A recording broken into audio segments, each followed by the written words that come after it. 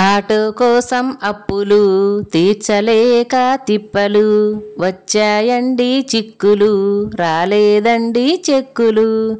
ఇది వినటానికి సరదాగా ఉందేమో కానీ అప్పులు చేసి ఆటో కొన్న వాళ్ళందరి పరిస్థితి ఇదే ఫ్రెండ్స్. అసలు ఏం జరిగిందో తెలుసుకోవాలనుకో. హాయ్ ఫ్రెండ్స్, నేను మీ మహాతో ముచ్చట్లు ఛానల్కి స్వాగతం అండి. ఎలా ఉన్నారు అందరూ? అందరూ బాగుండాలి, అందులో నేను ఉండాలి. ఈరోజు మేము మా ఆటోకి ఇంజిన్ ఆయిల్ మార్పించడం కోసం నందిగామ వెళుతున్నాము ఫ్రెండ్స్. అసలైతే యాక్చువల్గా మా వారు ఒక్కడే వెళితే సరిపోతుందండి, కానీ నేను కూడా ఆయన అక్కడికి వెళ్ళిన తోకలాగా నేను వస్తాను అంటూ వెంటపడతానండి. ఎందుకంటే మాకు ఆడపిల్లలు లేరు కదా, అందుకే ఆ లోటును నేను ఇలా భర్తీ చేస్తూ ఉంటానన్నమాట. ఈరోజు నేను ఈ వీడియో చేయడానికి ఒక ప్రత్యేక కారణం ఉందండి. చేతిలో 5 రూపాయలు లేకపోయినా 4 లక్షల రూపాయలు అప్పు చేసి ఆటో కొన్నామండి మేము.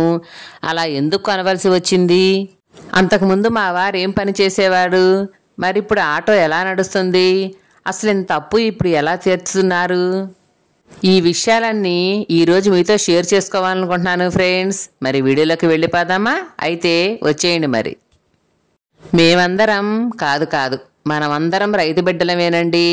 అయితే మాకు వ్యవసాయం కలిసి రాకపోవడంతో, ప్రకృతి సహకరించకపోవడంతో ఒక అన్నయ్య దగ్గర ట్రాక్టర్ డ్రైవర్గా చేరారండి మా వారు.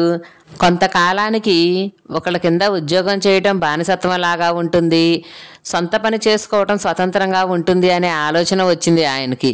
ఇక అప్పటి నుంచి ఏం పని చేయాలి అనే డిస్కషన్లు మా ఇంట్లో మొదలయ్యాయండి. ఎందుకంటే ఏ పని చేయాలన్నా డబ్బులు కావాలి కదా. అప్పటికే మేము ఇల్లు కట్టుకుని ఉండటంతో ఇంటికి చాలా అప్పులు అయ్యాయి. మళ్ళీ కొత్తగా మనం ఏ పని స్టార్ట్ చేయాలన్నా కంపల్సరీ చాలా డబ్బులు ఖర్చు అవుతాయి. మన చేతిలో రూపాయి లేని పరిస్థితుల్లో మనం బయట నుంచి మళ్ళీ అప్పులు తీసుకువస్తే ఆ అప్పులు తీర్చలేకపోతే అందరిలో నవ్వులు పాలవుతామని చాలా భయపడేవాళ్ళం. అయితే ఇక్కడ ఒక విషయం అండి, కొంతమంది ఇళ్లల్లో మగవాళ్ళకు చెప్పకుండా ఆడవాళ్ళు, లేదా ఆడవాళ్ళకు చెప్పకుండా మగవాళ్ళు ఎవరి నిర్ణయాలు వాళ్ళు తీసుకుంటారేమో కానీ మా ఇంట్లో మాత్రం కొంచెం పెద్ద డెసిషన్లు తీసుకోవాల్సి వచ్చినప్పుడు కంపల్సరీ మేమిద్దరం కూర్చొని 1కి 10 సార్లు ఆలోచించుకొని నిర్ణయించుకున్న తర్వాతనే ఆ పని మొదలు పెడతామండి. ఆ విధంగా ఒక 6 నెలల పాటు మా ఇంట్లో డిస్కషన్లు సాగిన తరువాత మా వారైతే గట్టిగా ఫిక్స్ అయిపోయారండి, నేను సొంతంగా ఆటో తీసుకోవాలనుకుంటున్నానని. నాకేమో భయం. ఎందుకు భయం అంటే, ఆటో అంటే ఎంత లేదన్నా ఒక 50,000 మనం పెట్టుబడి పెట్టాలి అని చెప్పారు. 50,000? ఇప్పుడు 50,000 బయట తీసుకువచ్చి మనం పెట్టుబడి పెడితే ఒకవేళ అది సాగుతుందా, సాగకపోతే అప్పుడు మన పరిస్థితి ఏమిటి అని రకరకాల భయాలతో నేనే వెనక్కు లాగేదాన్నండి. దానికి తోడు ఆటో ఉన్న వాళ్ళని ఎవరిని అడిగినా సరే వద్దు, అసలు ఆటోకి సర్వీసులు లేవు, కిరాయిలు లేవు, ఆటోలు ఎక్కువైపోయినాయి, ప్యాసింజర్లు తక్కువైపోయారు అంటూ నిరుత్సాహపరిచారు. దానితో నా భయం మరీ అధికమైపోయింది. నేను ప్రతి ఒక్కళ్ళని కనుక్కోవటం, ఆ విషయం వచ్చి మా వారికి చేరవేయటం. ఆయనేమో కొంచెం నిరాశ చెందిన ఆయన మనసులో ఉన్న పట్టుదల మాత్రం వదిలిపెట్టలేదండి. ఏది ఏమైనా సరే నేను మాత్రం ఆటో తీసుకోవాల్సిందే. ఎందుకంటే నేను కేవలం ఆటో మీదే బ్రతకను. నాకు అన్ని పొలం పనులు, మందు కొట్టడం అన్నీ వచ్చు కాబట్టి ఆటో అనేది ఒక ఆయుధంగా మాత్రమే నేను ఉపయోగించుకుంటాను అని గట్టిగా ఫిక్స్ అయిపోయారండి. ఇక అప్పుడు నేను కూడా మా వారి పట్టుదల చూసి సరేనని ఆటో కొనటానికే ఫిక్స్ అయిపోయామండి. ఇక ఇప్పుడు మొదలైంది అసలు సమస్య. మరి డబ్బులు ఎవరిస్తారు? మొట్టమొదటగా ఒక 70-80 వేలలో ఒక సెకండ్ హ్యాండ్ ఆటో చూసి వచ్చారండి. అది నచ్చింది, బాగుంది, తీసుకుందామని మెకానిక్ చూపిస్తే వద్దండి, లోపల పార్ట్స్ అన్నీ అరిగిపోయాయని చెప్పారంట.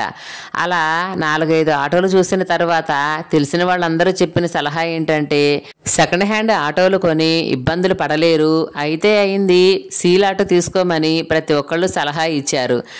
ఏం చేయాలో అర్థం కాక తెలిసిన వాళ్ళ దగ్గర అప్పడిగితే పాపం వాళ్ళు లేదనకుండా మేము అడిగిన వెంటనే డబ్బులు ఇచ్చారండి.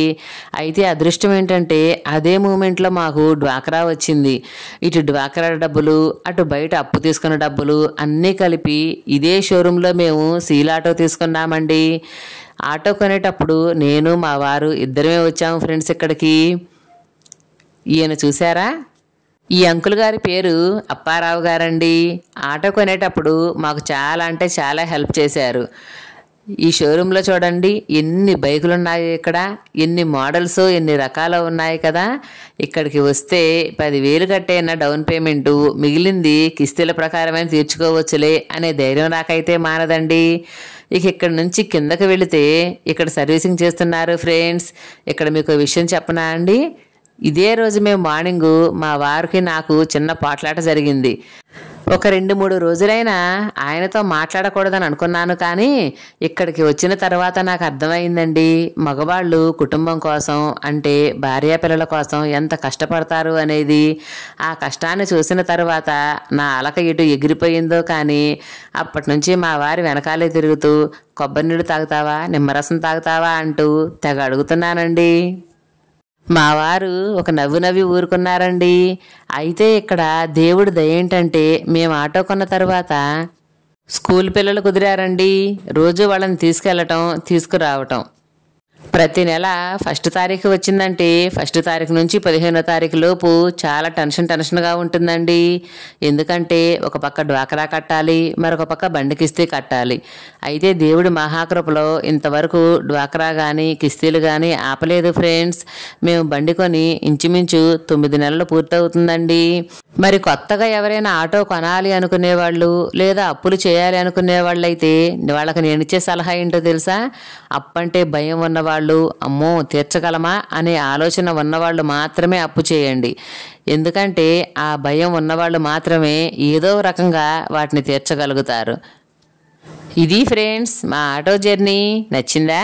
నచ్చితే మా వీడియో లైక్ చేయండి, షేర్ చేయండి, నా ఛానల్ సబ్స్క్రైబ్ చేసుకోండి ఫ్రెండ్స్. ఉంటానండి. నేను మీ మహాతో ముచ్చట్లు ఛానల్. Thank you.